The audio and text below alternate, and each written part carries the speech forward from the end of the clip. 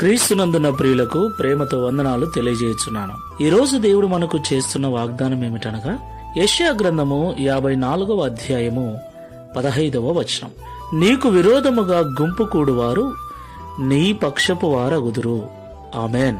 నా ప్రియమైన సహోదరి సహోదరులారా, ఈ లోకంలో జీవిస్తున్న మనము ఎంత మంచిగా బ్రతుకుతున్నా, ఎంత ప్రార్థనా జీవితం కలిగినా, ఎంత నెమ్మదిగా ఉన్నప్పటికీ మనమంటే గిట్టని వారు, సరిపోని వారు ఎవరో ఒకరు ఎక్కడో ఒక చోట ఉండనే ఉంటారు.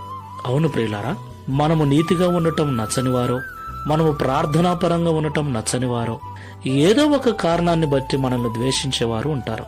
అలాగే మనల్ని చెడగొట్టాలని, మనల్ని ఇబ్బందికి గురి చేయాలని, మనల్ని నాశనం చేయాలని చూసేవారు కూడా లేకపోలేదు. తప్పకుండా ఈ రెండు గుంపుల వారు మన చుట్టే ఉంటారు.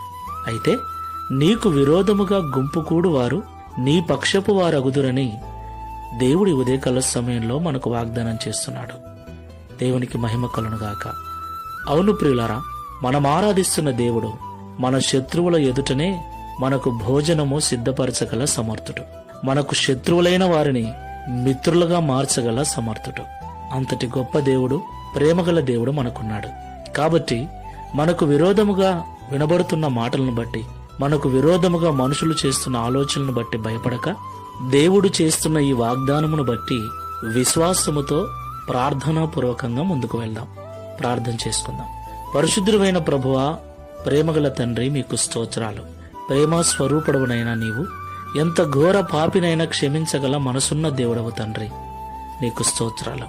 ఈ లోకంలో నీ బిడ్డలుగా జీవిస్తున్న మమ్ములను ద్వేషించేవారు, దూషించేవారు, మా నాశనాన్ని కోరుకు